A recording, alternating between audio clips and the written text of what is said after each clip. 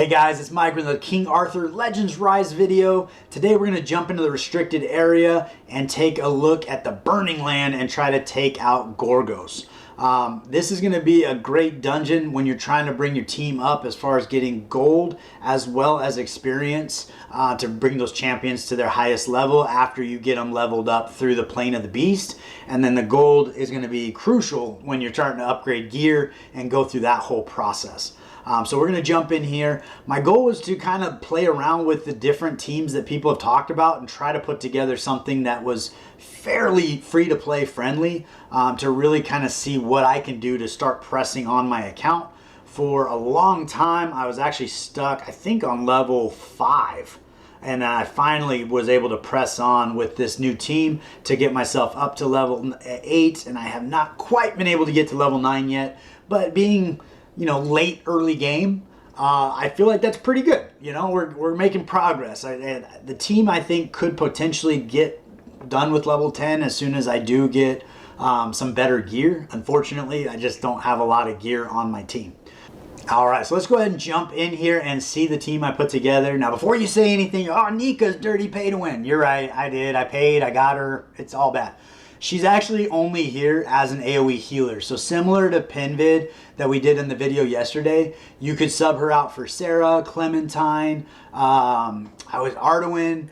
I think there was another one. I don't know. Any of those that have that AoE heal ability and build them with high HP or attack or whatever it is that maximizes the heal that they're providing, she's just there to keep the team alive. Now in this particular team, she is kind of necessary because on her lead ability, she is granting me an extra 20% HP. And you'll see specifically with Anguish, he's pretty squishy and he almost dies. So when I bring him into the lead spot, he does speed up my team. Which is awesome in the Burning Land and Arena. So that is a great feature, but he just doesn't stay alive. And once he dies, the game's over because he's all the damage of the team.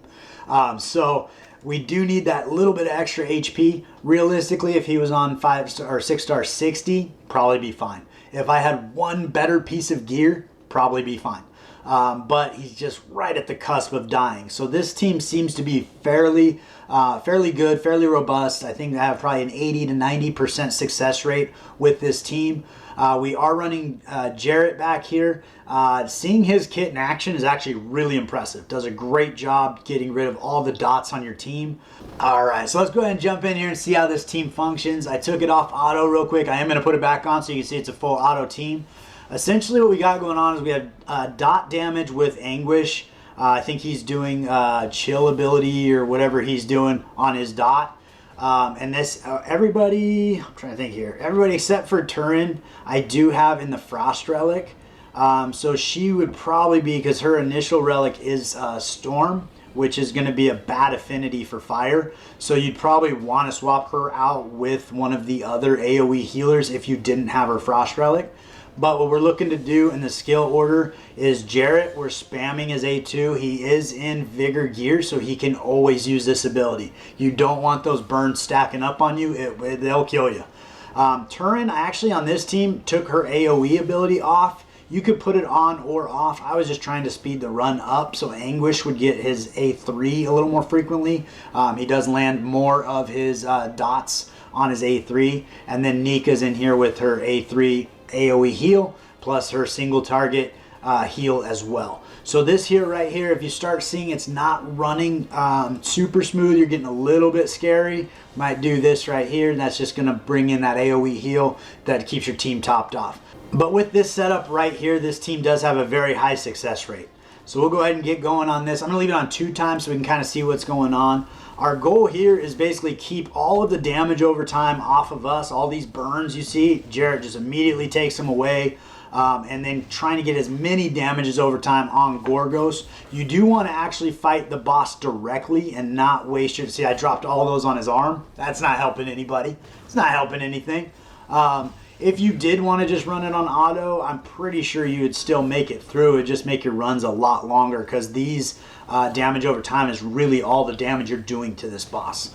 And so we have 1 here and 2 over here. So those 2 ticks are going to go against his arm instead of the main boss there.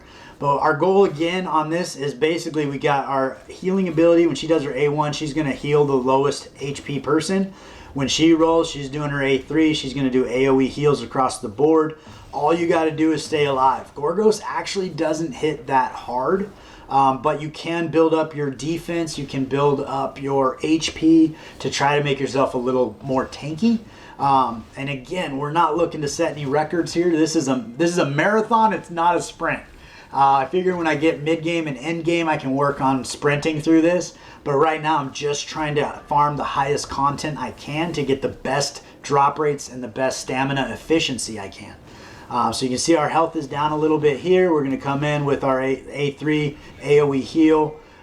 We do actually move pretty quickly. I don't have any of these folks built super fast, but Gorgos is actually pretty slow. So we're going to be able to get through, again, taking all those burns off with Jarrett over here, doing a great job. And then with the heals, we're all topped off except for Jarrett, who just got topped off by Turin and her A1 ability, healing the person with the lowest HP. So I'm going to go ahead and put this on 3 times now that we've seen it work. You see you're stacking up a few of these those dots from Anguish there. My Anguish is Chivalry level 1. I don't think his gear is all that good. But we'll take a peek at all the gear after we get through this fight. But we'll step it up to ×3 now that we've seen it in action, because it does take a minute to get through this. And what we're going to do is cut away, and I'll bring you back in when we're getting a lot closer. All right, so we'll bring you back in here. Gorgos is coming down. Again, we're topped off. We're looking pretty good. You could speed this run up significantly by spending a little extra time on Anguish. If you had his effect accuracy up high, if you upgraded his skills where he's landing those dots a little more frequently, it just would be a huge win. You can see how close we get to dying and why that 20% HP is so necessary with that lead ability. At this point, it could make sense for me to actually bring in her A3 to help do AoE heals. But with the turn meter and slow as Gorgos is, we should be topped off by the time he gets another turn. So again, it seems to be a very effective run, a high success rate, getting it done, just pulling all those burns right off. Jarrett is just built for this fight. He is 6-star, level 52, so he's not maxed out by any stretch of the imagination. Nika's a 5-star 50, and then Anguish is obviously 6-star, but only level 52. So there's a lot of room for me to grow this team without actually getting significantly better gear or anything like that.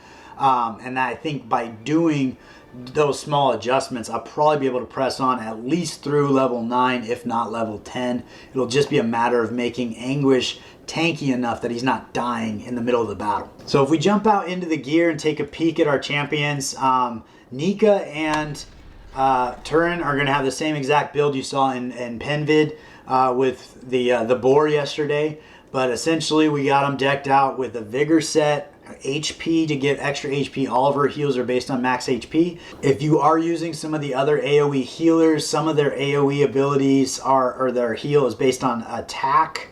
Hers is based on her max HP. I think it was Clementine. Maybe it was Arduin. Somebody was based on attack. Yeah, so Arduin, you'd want to build her with high attack. And that way she's getting that AoE heal. But outside of that, that's really all you're focused on, is just getting that ability. So, but we do need them in vigor sets, because we do need to be able to use that A3 as frequent as possible. And so when they get 2 vigors when it's their turn, it's significantly more likely they'll have enough vigor to run their A3. Also, Turin, kind of same thing. Got her in the life set as well to enhance that HP. Neither one of them are super fast. Like this Turin is 102. I think that's basically her base speed. I don't even know that I have extra speed on her at all. If we go to Nika, her speed is 123. So she's a little bit faster. So that might be a little helpful because she is doing the AoE heal. But those would be interesting things to kind of play with. Like if you get a team where you have your 2 healers out there and you're just not quite getting it, maybe speeding them up slightly might do the trick. They get to cycle through their abilities just a little more frequently, and you get that heal in before Gorgos gets a turn, and that might make all the difference. On Anguish, our damage dealer, we have a lot. We don't even have a belt on him. Look at this. We got 2-star, 3-star. Oh man, he's got some opportunities. Ideally here what we want is we want to land this A3 with this chill ability. And so he has a 50% chance on the last 3 hits. So he could land up to 3 chills when he attacks 5 times on Gorgos.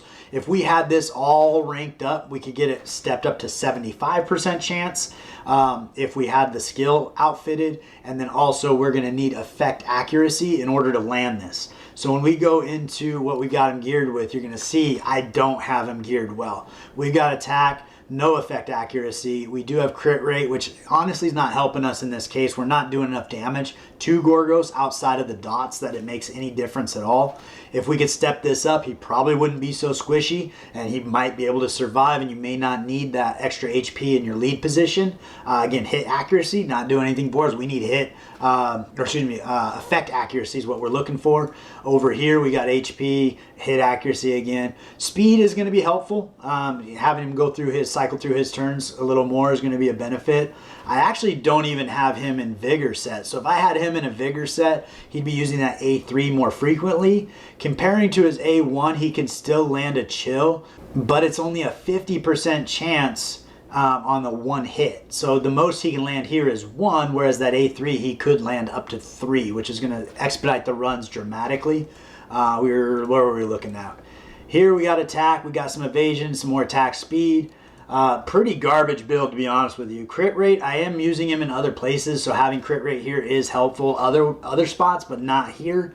It's not really doing a lot for us. Attack speed is a benefit. And here we got attack, evasion. We have 0 hit accuracy. So in here, if we could find some hit accuracy, that would be amazing. Effect accuracy. This would be perfect. Pulling an effect accuracy here, even 2%, you level that up. I think you can only go to level 6 because it's 2 stars. We'll spend 23,000 on that. So now we got 7%. That's going to help out quite a bit in his effect accuracy. But ideally, I think his earrings would also be effect accuracy. But you can see that's the 7% effect accuracy we have. We have no effect accuracy on this kit. That's just because I have garbage gear, and that's what I'm working on, which is why I'm working on putting together teams that can actually beat dungeons. So some other damage over time champions you might use would be like Rosier. Another one that comes to mind is Isolde. Where's she at? She's back here somewhere. I haven't built her yet. It took me a while to get her on the account.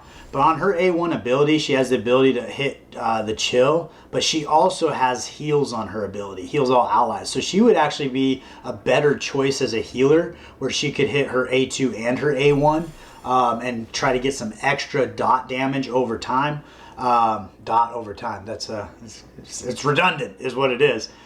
She could actually run all 3 of her abilities. 50% chance to inflict chill. It's 1 attack though, so I'd probably not use the vigor on that. I would just go between her A2 and her A3. So she's using her A2 to do healing for all champions, and then her A1 has a chance to add chill. So that's just 1 more dot you're putting on Gorgo, so probably speed your team up quite a bit. But she would be kind of a rock star there, replacing either Nika or Turin and getting that job done, plus adding dot, which would speed the run up quite a bit. And then anytime you see somebody that's doing damage over time, multiple hits with chances of doing multiple damages over time, that would be the choice that you'd want to make. Anguish is not bad by any stretch. You got a 50% chance with 3 hits, so chances are you're going to land maybe at least 1, if not 2, or maybe even 3 if you're lucky in that. And as you upgrade that, obviously it'll get better. But that's really the position and the role that he's taken on. And last but certainly not least, we're moving over to Jarrett. He is the all-star of this team. This is his dungeon. This is what he was built for. Does an amazing job. Ideally, we would build him with a vigor set, just so that he can spam his A2 every single time. But ultimately, it's not necessary. His A2 does remove 1 dot from all allies when he does run it. As you saw, Gorgos constantly puts 2 dots up or more.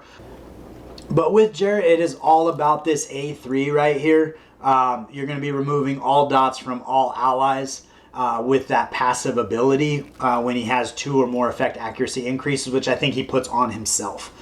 So that's really what's working for you there. This is just to help in case, you know, he hasn't cycled to that ability yet. He can get in here on the A2 and take one of those dots off just to help keep your team alive. So building him with a vigor set where he can spam that A2 would probably be a big benefit. You see here, I don't have a belt on him either. Making him tanky and survivable is really all you need. I mean, as far as attack speed could be a benefit, I have him at 122. That's not fast at all. But I think at the end of the day, really all you're looking for out of Jarrett is he needs to stay alive. So HP, defense, those are the things you're probably looking for the most. Attack speed would be, you know, decent to have. Evasion could be a good benefit as well. Probably don't want to build him with high effect resistance because you want those dots to land on him. That's what engages his passive. So I'd avoid effect resistance, but outside of that, his build is basically just try to keep him alive. Another thing I was going to mention before we head out, we got Burning Land here. If we come in here and you look at, I think, trophies, it'll pull up the best teams available. And you can see Lancelot is the #1 team, all by himself. I'm not entirely sure, I don't have him unfortunately, but I'm not entirely sure what it is in his kit that just makes him incredible for Gorgos. I'm assuming he has dot immunity and he probably puts a lot of dot up by himself. But obviously if you have Lancelot, it's a cheat code for Gorgos somehow. So that might be worth looking into as well. But in the event you don't, like me, I do think I have found some pretty good success running 2 AoE healers, Jarrett and Anguish. Or you could probably replace Anguish with another dot champion, somebody that lays a lot of damage over time, and that would take care of what you need for Gorgos. But hopefully you found that beneficial. We're going to go ahead and run one more through here just to see the team in action, get myself some extra golden experience. But I'm hoping that kind of helps you press on a little further, make you farm a little more efficiently with your stamina and get a little further into Gorgos where you can get a little more experience and a little more gold because we could all use some more gold. But that's about what I got for you today. If you haven't liked and subscribed to the channel, please do so. It means the world to me. We're working towards monetization, getting closer every day, and I do really appreciate the support. I also look forward to seeing you next time.